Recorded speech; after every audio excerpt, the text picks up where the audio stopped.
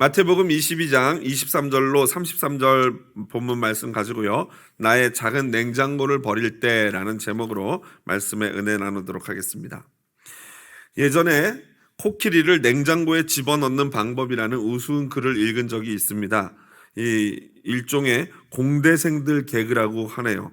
우리 집사님 중에 공대를 졸업하신 분이 계시는데 공대에서 이렇게 농담하고 노나 봅니다. 이렇습니다. 코끼리를 냉장고에 넣는 방법. 첫 번째, 냉장고 문을 연다. 두 번째, 코끼리를 냉장고에 넣는다.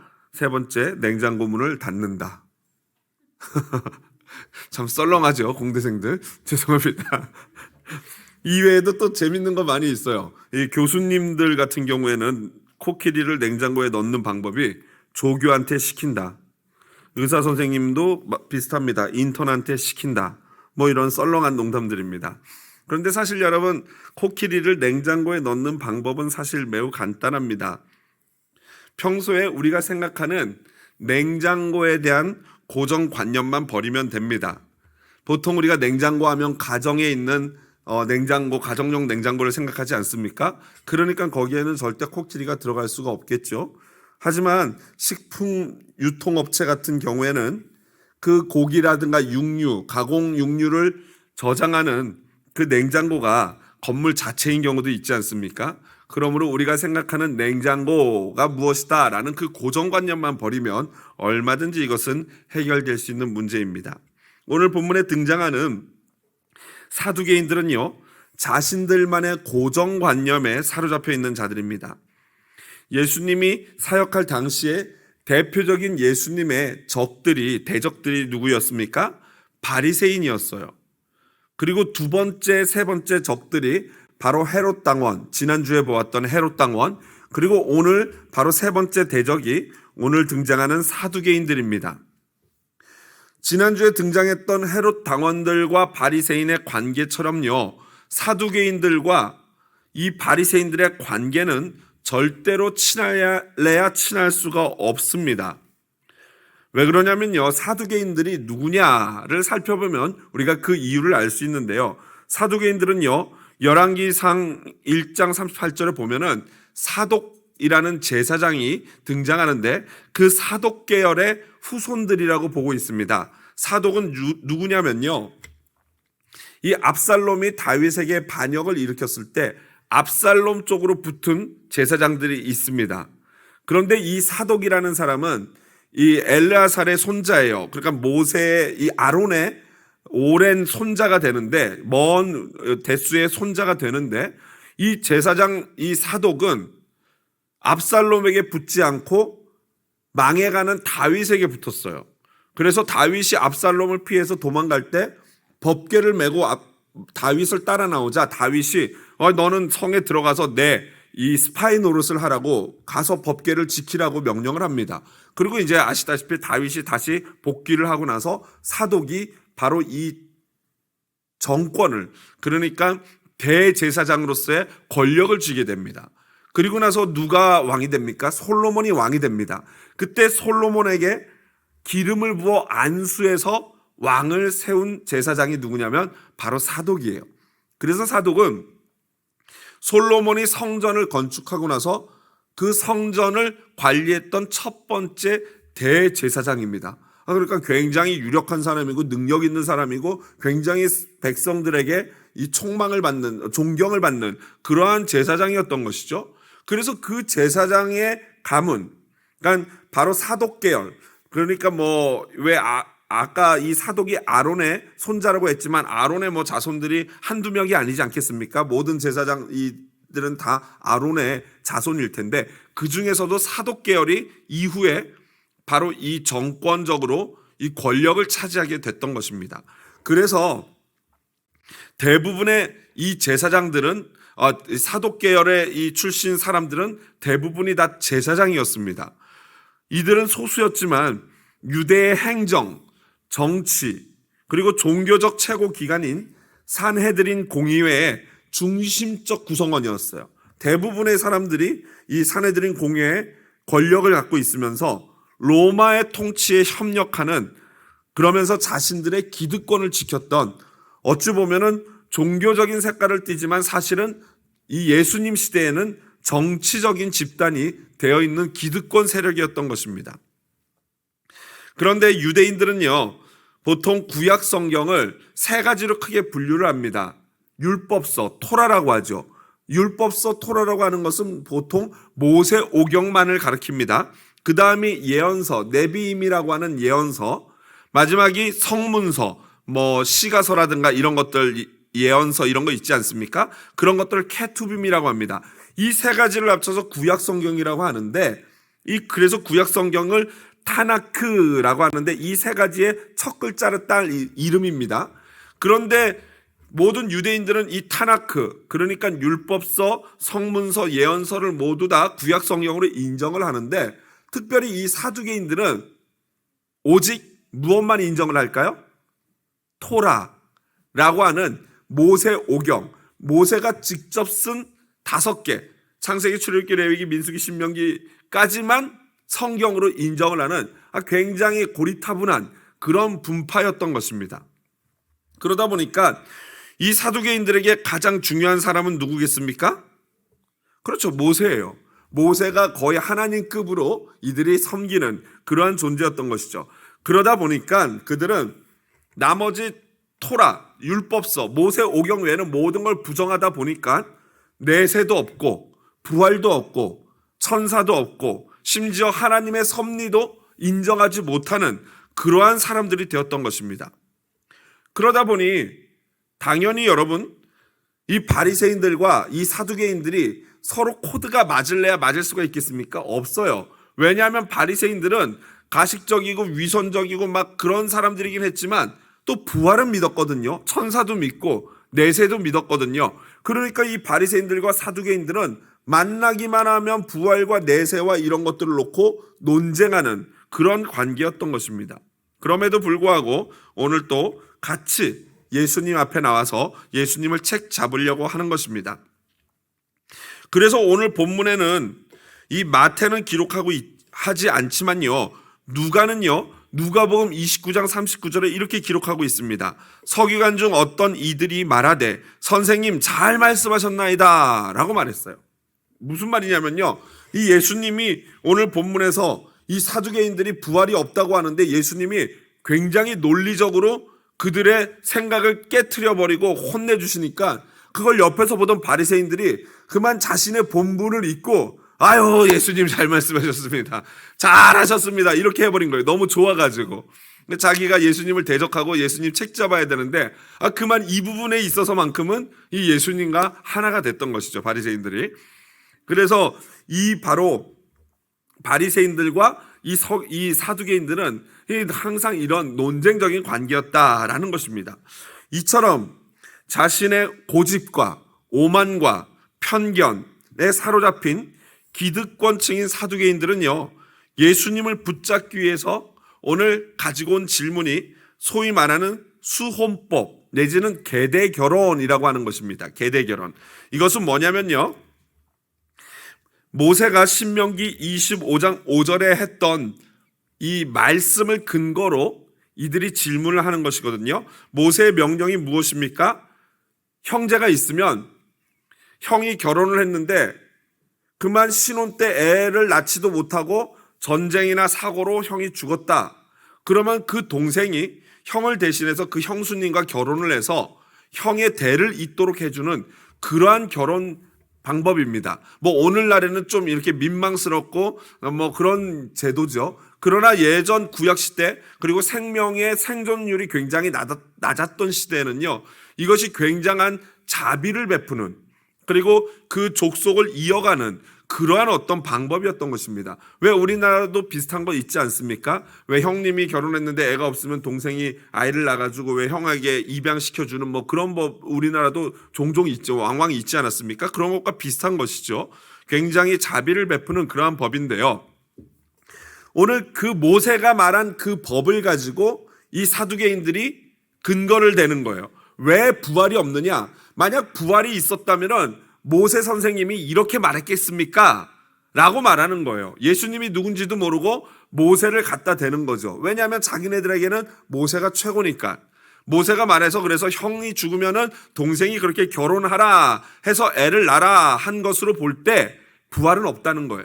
그러면서 오늘 갖고 온 자기네들이 소설을 쓴 게 무엇입니까? 7 아들이 있었는데 첫째 형아가 결혼을 해가지고 아이가 없이 죽었어요. 그래서 둘째 형아가 그 형수님이랑 결혼을 했어요. 그런데 둘째 형도 죽었어요. 그렇게 뚝뚝뚝뚝 다 형들이 죽고 막내까지 결혼했는데 막내도 죽어버렸어요. 아이 없이. 그리고 그 여자마저도 죽었어요. 그런데 만약에 천국이 있고 부활이 있다면은 이 사람들이 천국에 가서 다 만나면 도대체 이 여자가 누구 부인이냐는 거죠. 그러니까 무엇이 없다는 거예요? 부활은 없고 천국도 없고 그렇다라는 거예요. 이들의 논리를 따라가면 일리가 있어요, 없어요? 일리가 있어요. 이들의 논리를 가만히 듣다 보면 그런 것도 같아요. 그런데 이게 바로 그들의 고정관념이고 편견 아니겠습니까? 이들의 이 생각이 무엇이 잘못됐는지는 잠시 후에 제가 말씀드리도록 하고요. 먼저 우리가 이 부분에서 한번 짚고 넘어가야 될 것은 우리 각자에게 이렇게 잘못된 편견이나 고정관념이 없는지를 한번 살펴보아야 합니다. 예를 들자면은 여자가 뭐 그래 라는 거 있지 않습니까? 물론 여자와 남성은 분명히 구별돼야 되고 각자 고유의 역할과 하나님이 주신 장점이 있습니다. 그거를 제가 부정하는 게 아니라 예를 들면 그런 것이죠. 뭐 예전에는요 남자가 간호사를 한다 그러면 굉장히 이상하지 않았습니까? 남자가 왜 간호사를 해? 이런 생각을 하고 남자 간호사 하면은 굉장히 뭔가 이상했는데 요즘 어떻습니까? 그렇지 않습니다.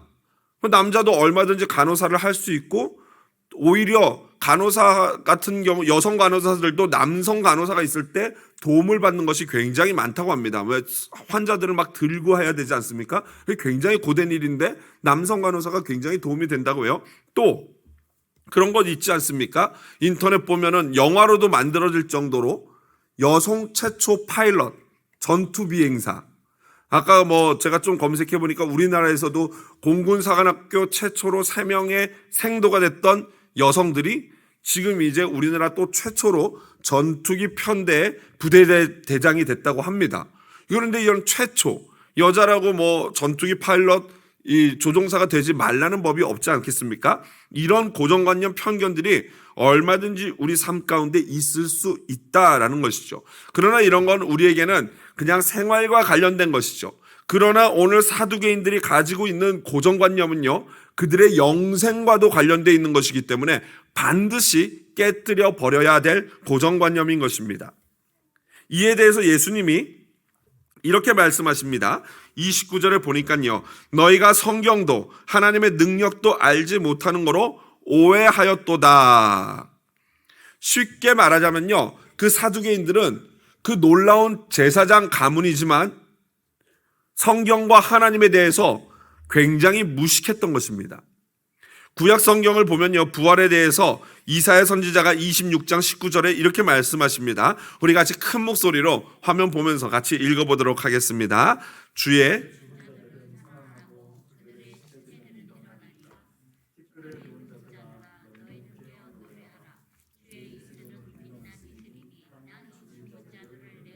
아멘. 신약 성경에서 부활에 관련된 구절을 찾는 건 너무나도 쉬워요. 예를 들면 고린도전서 15장 같은 경우에는 여러분들 한번 댁에 가셔서 부활과 관련된 궁금한 것이 있으면 고린도전서 15장을 한번 읽어보시기를 부탁을 드립니다. 그러나 구약에서도 이미 이처럼 부활에 관련돼서 이야기를 하고 있습니다. 오늘 제가 이사야서 한 군데만 가져왔지만 곳곳에 다시 살아나는 하나님의 어떤 은혜를 분명히 이야기하고 있어요. 그러니까 제사장 가문이라고 하는 유력한 제사장 가문이라고 하는 사두개인들이 한마디로 성경을 알지 못했을 뿐더러 성경을 잘못 오해하고 있었던 것입니다. 그래서 예수님이 너희가 오해했다라고 말하는데요. 여기서 오해하다라는 헬라어가 플라나스테라는 단어인데 그 원래의 의미는 너희가 너희 자신을 위하여 스스로 기만하고 있다. 한마디로 우리말로 표현하면 스스로 속고 있다. 스스로 속이고 있다라는 정도가 되는 것입니다. 이 서론에 아까 예를 들었던 우스갯소리를 빌리자면은 사두개인들은 자신들의 코딱지만한 냉장고 안에 들어가지 못하는 것들은 모두 아니다, 없다라고 부정을 하는 셈인 것이죠. 어떤 분이 낚시를 하고 있었습니다. 그런데 낚시를 하는데 그분이 낚시에 솜씨가 있어서 계속 이 고기를 잘 잡는 거예요. 낚시를 딱 낚고 올랐는데 보니까 월척이에요. 굉장히 월척. 큰 거 있지 않습니까? 대박. 이만한 걸 건졌어요. 옆에서 보는 사람이 자기는 한 마리도 못 잡아서 좋겠다, 너무 부럽다 하는데 그분이 딱 잡으면은 한 손으로 이렇게 딱 재보더니 그 큰 녀석들을 놔주는 거예요.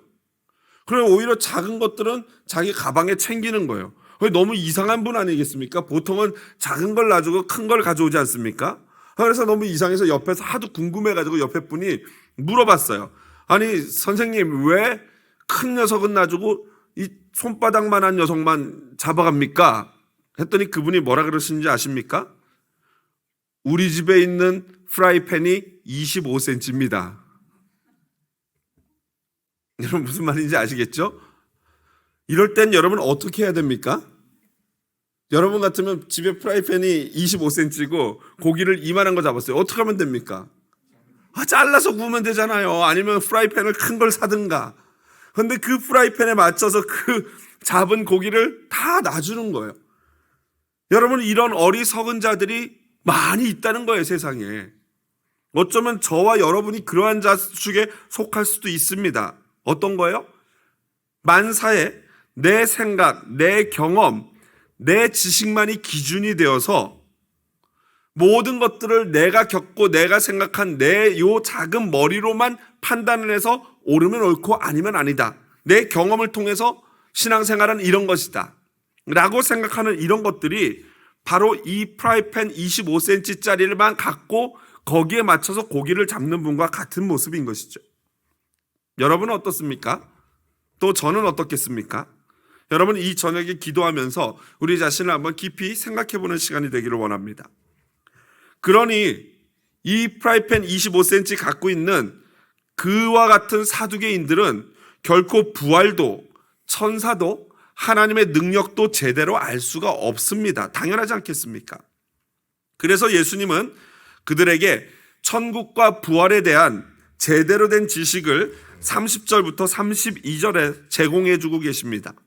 한마디로 그 코딱지만한 냉장고를 가지고 있는 사두개인들에게 예수님이 온 우주보다도 크고 큰 무한한 하나님의 냉장고를 열어 보여주시는 것이죠.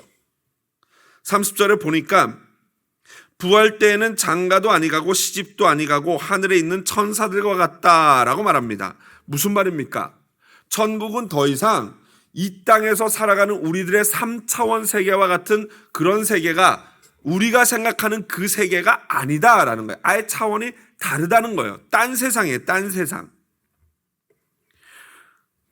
그래서 성경을 여러분 가만히 보면 도대체 이렇게 신기한 천국이라는 것이 어떤 것인가, 그리고 천국에 가면 어떤 몸으로 살 것인가, 이런 궁금증이 우리가 있지 않습니까? 아까 제가 추천드렸던 고린도전서 15장에 가면 그런 아이 질문들이 아예 나오고 있어요. 사도 바울이 너희 가운데 이런 질문을 하고 궁금해하는 사람들이 있는데 과연 천국에 가면 어떤 육체를 가질지 궁금해하는데 라고 하면서 고린도전서 15장에 설명을 하니까 보십시오.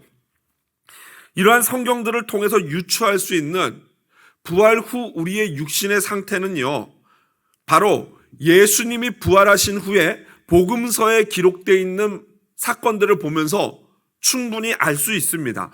부활을 하면은 우리의 몸이 저렇게 되겠구나 라는 것이죠.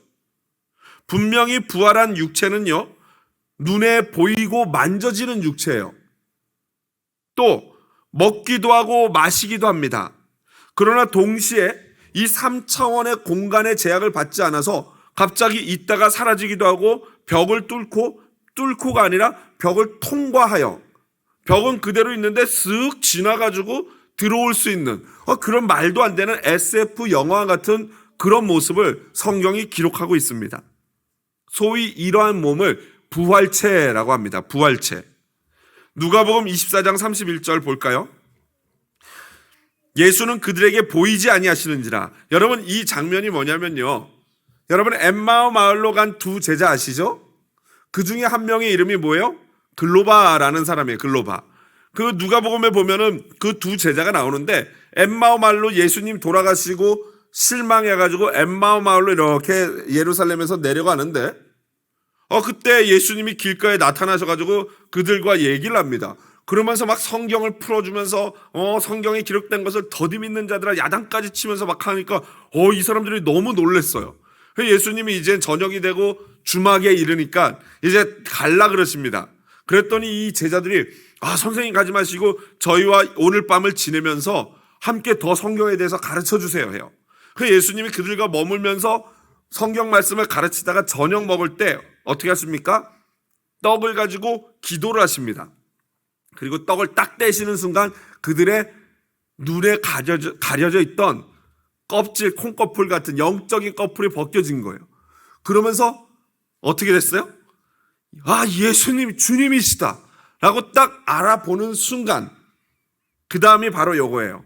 31절 어떻게 됐다고요? 예수는 그들에게 보이지 아니하시는지 사라졌어요 갑자기.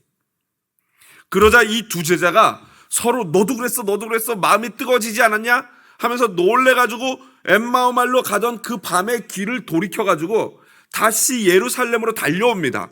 그래서 제자들이 숨어있는 곳으로 와가지고 제자들과 막 이 간증을 하는 거예요. 내가 길 가다가 시몬 베드로가 말씀하신 그 예수님 보았다는 게 진짜였어요. 우리도 예수님을 만났어요 하면서 막 간증을 해요. 그런데 그 순간에 그 다음 구절 누가복음 24장 36절 같이 읽어보겠습니다. 이 말을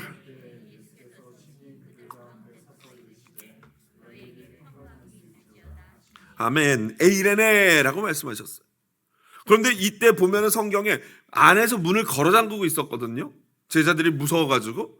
그런데 갑자기 예수님이 이 말을 할 때 친히 그들 가운데 서서 갑자기 뿅 하고 나타나신 거예요.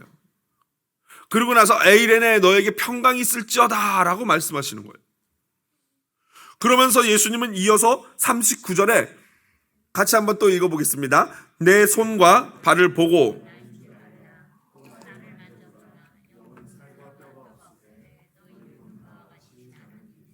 그러니까 예수님이 갑자기 나타나서 평강이 있어라 라고 하니까 제자들이 너무 놀래가지고 속으로 영인가? 이렇게 생각을 했어요. 그런데 예수님이 그걸 아시고 바로 내 손과 발을 보고 나인 줄 알라 라고 하면서 아마 이때 도마를 불렀겠죠. 도마야 손가락 넣어봐라 이랬겠죠. 그러면서 이렇게 말씀하신 거예요. 그래도 이 제자들이 막 긴가민가 하니까 누가복음 24장 43절에 받으사 그 앞에서 잡수시더라. 떡과 생선을 먹는 그런 모습을 제자들에게 보여주십니다. 여러분 이것을 통해서 알 수 있는 부활한 육체는 우리가 나중에 부활하게 돼서 천국에 가게 된 육체는 우리가 사도신경에서 고백하는 것처럼 몸이 다시 사는 것과 우리 역시도 몸이 다시 살아날 것이고 그 몸은 먹고 마시되 공간의 제약을 받지 않고 마음대로 왔다 갔다 할 수 있는 어떤 그런 우리가 상상하지 못하는 그러한 상태의 육체를 갖게 된다. 영원히 늙지 않고 죽지도 않는 그러한 육체를 갖게 된다라는 것이라고 알 수 있는 것입니다. 그러니까 사두개인들의 잘못은요, 우리의 지금도 우리가 머리로는 제가 말씀드린 걸 여러분 이해가 됩니까? 이건 믿음의 영역이지 도대체 우리의 과학적으로 설명할 수도 이해할 수도 없는 부분이에요. 그런데 사두개인들의 잘못은 그 하나님의 크신 능력을 자신들의 조그만한 머리만한 냉장고 안에 가둬버리고 그 안에서 이해하려고 했던 것입니다. 여러분, 하나님은 온 우주를 창조하신 분인 줄로 믿습니다. 그 창조에는 시간과 생명도 포함이 됩니다. 그러므로 하나님은 제한을 받지 않는 분이세요. 또한 원하시면 모든 피조물에게 하나님과 같은 영생을 주실 수 있는 분입니다. 그래서 오늘 본문에 보니까 32절에 나는 아브라함의 하나님이요 이삭의 하나님이요 야곱의 하나님이로라 라고 말씀하시는데 이게 과거 시제가 아니에요. 나는 아브라함의 하나님이었고 이삭의 하나님이었고 야곱의 하나님이었다가 아니라 뭐예요? 나는 하나님이다예요. 지금도 역시 그들의 하나님이다. 그건 뭘 의미하고 있습니까? 아브라함과 이삭과 야곱이 지금도 살아서 예수님과 함께하고 있는 줄로 믿습니다. 이거를 말씀하시는 거예요. 아브라함과 이삭과 야곱이 지금 살아 있다는 거예요. 그래서 하나님은 죽은 자의 하나님이 아니라 산 자의 하나님이시다. 왜 그렇습니까? 왜 여러분, 저와 여러분이 왜 영원토록 살아야 됩니까? 왜 그런지 아십니까? 하나님이 영원하신 분이기 때문에 그래요. 여러분, 하나님이 영원하신 하나님이 우리 인생을 왜 만드셨어요? 하나님과 교제하고 하나님과 예배하도록, 하나님과 만나서 교통하고 교제하도록 인간을 만드셨어요. 그래서 우리 인간은 원래 영원히 살아야 되는 존재예요. 그런데 범죄함으로 말미암아 인간이 어떻게 됐어요? 죽음의 존재가 되는 거예요. 그래서 하나님이 다시 예수 그리스도로 말미암아 우리를 영생하는 존재로 다시 바꿔놓으시는 거예요. 왜요? 영원토록 하나님이 우리와 사랑을 나누고 싶기 때문인 줄로 믿습니다. 하나님이 영원하시기 때문에 우리도 영원한 존재가 되어야 하는 것이에요. 그게 바로 부활입니다. 말씀을 마무리합니다. 예수께서는 이르시되 나는 부활이요 생명이다 라고 요한복음 11장 25절에 말씀하셨어요. 또 고린도전서 15장 20절에 사도 바울은 그러나 이제 그리스도께서 죽은 자 가운데서 다시 살아나사 잠자는 자들의 첫 열매가 되셨도다. 부활에 관련돼서 신약 성경에는요, 수도 없는 증거들과 수도 없는 목격담이 있어요. 부활하신 예수님을 직접 봤다는 그 기록들이 어마어마하게 기록되어 있습니다. 그러므로 모든 인류는요, 마지막 날 예수님이 부활의 첫 열매가 되신 것처럼 모두 다 부활하게 될 줄로 믿습니다. 여러분, 그런데 이 모든 자들이 부활하는데 예수님을 믿는 자나 예수님을 믿지 않는 자나 모두 다 부활해요. 여러분, 그러면 예수 믿은 우리는 뭐야? 어차피 다 부활할 건데. 그렇게 생각할 수 있죠? 그렇다면 믿지 않는 자의 부활과 우리 믿는 자의 부활의 차이가 무엇일까요? 그렇죠. 믿지 않는 자들은요, 차라리 부활하지 않는 게 나을 뻔했어요. 왜요? 그들은 부활해서 영원토록 죽지 않고 뭘 합니까? 영벌에 처해지는 거예요. 반면에 예수 그리스도를 믿는 저와 여러분은 영생에 들어갈 줄로 믿습니다. 이제 내 작은 냉장고에 들어가지 않는다고, 내 냉장고에 넣을 수 없다고 그 존재 자체를 부정해야 되겠습니까? 아니면 내 작은 냉장고를 버리고 온 우주보다 크신 하나님의 냉장고, 무한하신 그 냉장고의 안의 세계를 경험하시겠습니까? 그 냉장고에는 코끼리뿐 아니라 온 우주, 시간, 영원, 우리의 생명까지도 들어갈 수 있습니다. 이제 그만 나의 작은 냉장고를 버려야 하지 않겠습니까? 더 늦기 전에 말입니다. 삶에서도 신앙생활에서도 내 생각과 내 뜻을 내려놓고 오직 하나님의 뜻과 하나님의 음성을 구하는 오늘 저녁이 되기를, 그러한 성도의 삶이 되기를 주님의 이름으로 축복드립니다.